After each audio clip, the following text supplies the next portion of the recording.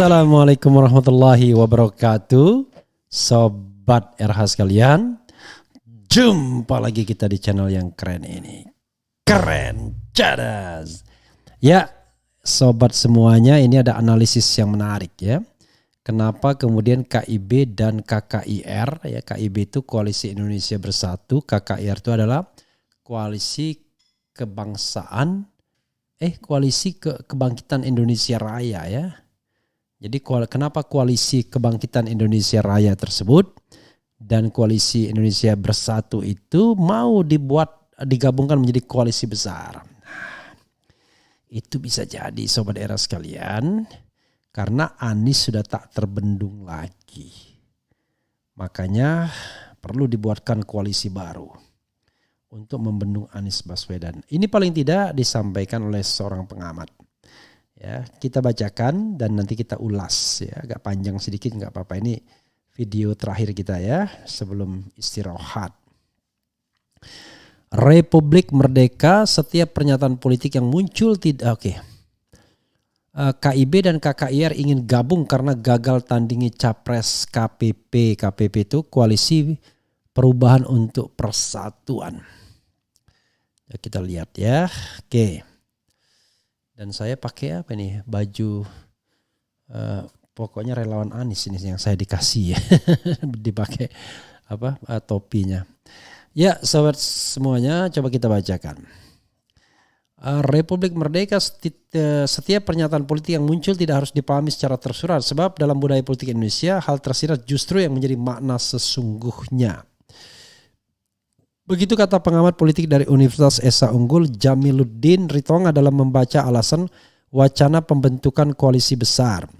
Disebutkan bahwa penggabungan Koalisi Indonesia Bersatu KIB dan Koalisi Kebangkitan Indonesia Raya KKIR ini akan dibentuk untuk memastikan kelanjutan pembangunan yang dilaksanakan Presiden Joko Widodo. Bagi Jamiluddin, pembentukan koalisi ini merupakan reaksi atas sambutan luar biasa rakyat kepada Koalisi Perubahan untuk Persatuan KPP. Walau hanya diisi 3 partai, koalisi yang mengusung Anies Baswedan sebagai calon presiden tersebut telah mencuri perhatian publik. Karena itu wacana bergabungnya KKIR dan KIB menjadi koalisi besar tampaknya reaksi atas terbentuknya KPP. Koalisi ini mendapat sambutan luar biasa di tengah masyarakat, kata Jamiluddin ketika berbincang dengan kantor berita politik RMOL. Mantan Dekan Fikom IISIP ini menilai KIB dan KKIR gagal dalam memunculkan capres yang bisa menandingi Anies Baswedan. Atas dasar itu, koalisi besar diyakini bisa membuat mereka mengungguli KPP. Jadi muncul ketakutan kalau Anies menang pada Pilpres 2024, setidaknya ada ketakutan mereka yang ingin bergabung dalam koalisi besar, demikian Jamiluddin. Make sense, masuk akal ya. Sobat era sekalian, dan kenapa masuk akalnya begini? Kalau kita baca survei Sokol, katanya lembaga yang kredibel, itu Ganjar selalu nomor 1, Prabowo nomor 2, dan Anies selalu nomor 3. Angka Anies jauh dibandingkan Ganjar. Artinya harusnya tidak pusing lagi bagi KIB untuk menjadi calon presiden. Ya dia tinggal tunggu PDIP. Apakah PDIP akan mengajukan Ganjar atau tidak? Kalau PDIP mengajukan Ganjar, mereka ikut. Kalau enggak, ya Ganjar mereka ambil. Misalnya begitu. Tapi rupanya mereka enggak yakin juga jangan-jangan dengan hasil survei itu.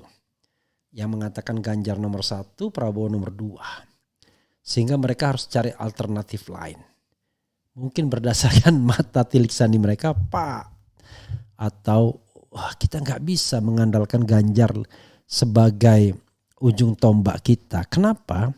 Karena ternyata kalah dengan Anies Baswedan survei yang sesungguhnya. Saya misalnya pernah mendengar selentingan seperti itu ya dari seorang teman.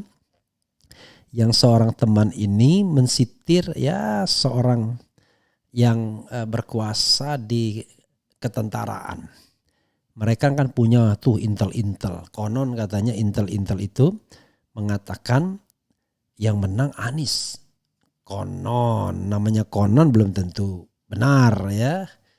Nah, tapi isu-isu seperti ini kan kita bisa lihat kasat di lapangan. Bagaimana orang menyambut Ganjar, bagaimana orang menyambut Anies. Ya, gelombang itu di mana.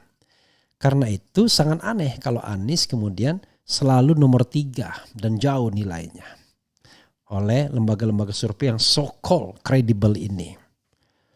Padahal kalau Anies cuma nomor 3 dan jauh, ngapain pusing-pusing? Majukan aja Ganjar sama Prabowo sebagai paket istana. Ganjar dengan pasangannya, Prabowo dan pasangannya toh akan unggul mereka secara teoritis kalau based on hasil survei. Tapi mungkin saja ada hidden number yang kita tidak bisa lihat yang kemudian menyebabkan waduh kalau gitu kita harus bentuk perkatan baru. Lalu siapa tokohnya? Jangan Ganjar lagi. Kita sudah naikkan Ganjar di survei nomor 1 tapi ternyata nggak naik-naik juga secara realitas. Mungkin begitu ya. Lalu dia naikkanlah ada tokoh baru Prabowo. Ternyata benar survei rame-rame mengatakan sekarang Prabowo yang nomor 1. Ya adalah momentumnya. Ganjar menantang Israel untuk main sepak bola di sini usia 20 dan lain sebagainya. Sehingga sekarang nomor 1 adalah Prabowo. Udah sama semua. Nah, maka kemudian head to headnya adalah Anies akan melawan Prabowo. Anies yang didukung oleh massa rakyat non Jokowi akan melawan Prabowo yang didukung oleh rakyat atau voters atau pemilih dan yang pro Jokowi dan didukung oleh kekuasaan. Besar peluang untuk menangnya karena dia bisa mengambil ceruk Jokowi dan sebagian ceruk dia yang lama secara teoritis. Jangan-jangan itulah ilhamnya. Oh, kalau begitu jangan Ganjar.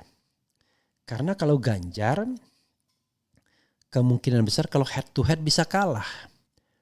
Semua Prabowo akan diambil Anies dan sebagian Jokowi ke Anies juga. Tapi kalau Prabowo, mayoritas Jokowi akan ke Prabowo dan sebagian Prabowo yang kemarin masih bisa dipertahankan sehingga bisa unggul. Mungkin itu yang tercetus dalam benak mereka-mereka yang punya gawe atau punya skenario atau punya komando ini. Dan itu pusatnya ada di istana. Makanya masuk akal sih apa yang dikatakan Jamiluddin Ritonga. Karena kalau misalnya Ganjar sudah hebat, Prabowo sudah hebat, ngapain bermanuver untuk mempersatukan kekuatan. Dalam konteks election, persatuan itu hanya mungkin karena menghadapi the common enemy yang kuat. Kalau kita bicara tentang, wah ini harus membangun kerjasama dan lain-lain, ya nanti setelah menang. Ketika belum pemilu kan yang paling penting adalah bagaimana membangun koalisi menang, bukan koalisi memerintah. Jadi kalaupun kita menggunakan bahasa-bahasa yang seperti itu seolah-olah noble motivasinya, ya itu sih sebenarnya karena pesan ke masyarakat biar enak. Padahal di belakangnya mengatakan kita harus bersatu dan menang, jangan sampai Anies menang. Ya, oke. Itu Sobat Era sekalian ya, salah satu spekulasi yang bisa kita sampaikan. Kita bacakanlah sedikit. Tapi sebelum dibacakan, coba lihat posisi terakhir. Apakah ada pasaran bagi Sandiaga Uno? Ternyata 1,6 yang voting untuk Gatot Nurmantio, Anies Gatot itu 74% yang setuju masih. Yang 3.000 yang tidak setuju bagi Sandiaga Uno ternyata 80%. Jadi memang agak berat ya bagi Sandi Uno untuk meyakinkan Sobat RH setidaknya. Oke, kita bacakan komentar Sobat RH terkait dengan hal ini ya. Oke. Alamat kadron nangis lagi. Koalisi besar tapi nyali kecil kah? Kok masih saja ada upaya menggagalkan Anies supaya tak jadi nyapres? Kalau merasa besar harusnya tak perlu cemas bertanding secara fair dong. Kemudian sudah mulai menjagal. Tuhan Maha mengetahui, Tuhan menghancurkan kezoliman. Secara psikologi orang yang merasa ketakutan lebih memilih untuk berkumpul dengan banyak orang untuk menghadapi ketakutannya. Jepara hadir Bang RH, saya rasa tergantung pemilih rakyat apakah 2024 lebih cerdas atau seperti sebelumnya alias nggak cerdas-cerdas. Ujungnya capres harus Prabowo, cawapres pilihannya dari partainya sendiri. Bang Refli, saya dengar KIB akan mengusung Gibran Bobi. Bercanda kau. Sungguh cemen, masa koalisi rezim yang punya segalanya kok pesimis hadapi Anies. Emang luar biasa, rakyat ingin perubahan. Bang RH, coba saja kita mulai jujur dimanapun dan siapapun yang masih kasakus. Pastilah orang yang merasa takut dan gelisah. Ya begitulah. Ganjar cocok berpasangan dengan kakek Sugiono. Siapa itu ya? Koalisi besar itu 5 partai doang, bukan Bung. Ya 5 partai dan diharapkan ada PDIP juga ikut. Jika diberikan kesempatan satu kali untuk berdoa dan doa itu makbul, maka berdoalah minta pemimpin yang adil, Imam Ahmad. Sesuai dengan lagunya Refli Harun ya. Karena pemimpin yang adil itulah yang kita harapkan. Koalisi besar tapi otaknya kopong semua. Aneh, kenapa semua pesaing Anies macam nggak pede tuh bersaing secara sehat. Partai politik tersandra oleh PT 20%, akhirnya parpol saling mengemis. Anies survei selalu nomor 3 dari Ganjar dan Prabowo. Tapi juara Piala Negara Indonesia 2024 Anies Baswedan yang akan jadi presiden Indonesia. Ya kita doakan yang terbaik. Kemudian kita baca Ruhut Ponsel. Ruhut, Om, rakyat yang cinta Pak Jokowi udah mencapai 67%. Intinya mana yang didukung Pak Jokowi udah tentu akan dipilih. Berarti pendukung Pak Anies 33%. Ya enggak bisa begitu. Karena survei itu sangat tergantung pertanyaannya. Jadi tergantung pertanyaannya ya. Gelandangan hadir Pak RH. Mau kalahkan Anies dengan cara lain nggak ada cara. Koalisi besar terbentuk karena ada persamaan kepentingan besar. Satu-satunya yang besar di negara ini adalah oligarki. Ya itu saja Sobat Era sekalian. Kita lihat bagaimana perkembangan. Berapa orang yang sudah ya. Rupanya apakah Anda setuju Anies Baswedan berpasangan dengan Gatot Nurmantio? 1.700 yang voting, setuju 75%, tidak setuju 25%. Apakah Anda setuju Anies Baswedan berpasangan dengan Sandiaga Uno di Pilpres 2024? Tanda tanya 3.100 yang voting, setuju 20%, tidak setuju 80%, kebalikannya ya. Itu saja sobat semuanya, kita akhiri ya. Ini tapi memang saya terakhir ya ingin mengatakan begini. Prabowo sudah pasti akan menjadi calon presiden. Yang dia dambakan wakil presidennya adalah Ganjar Pranowo. Tapi bisa juga Budi Gunawan, bisa juga Puan Maharani. Artinya Prabowo ini udah dipantang sebagai calon presiden. Nah, persoalannya apakah Prabowo kemudian akan ada pesaing sama-sama endorsement istana.